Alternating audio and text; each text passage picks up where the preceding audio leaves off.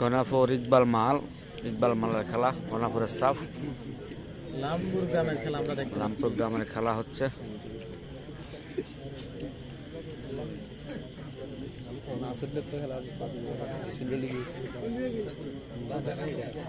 আমাদের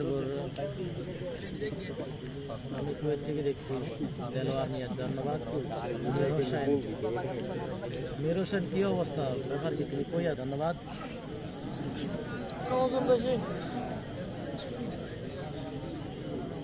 জসিমউদ্দিন আমাদের সাথে যুক্ত রয়েছে, ধন্যবাদ। খোরশেদ আলম, ইউসুফ ভাই কেমন আছেন? খোরশেদ সমান আমরা দেখতে পাচ্ছি খেলাটি সমান হয়েছে। সমান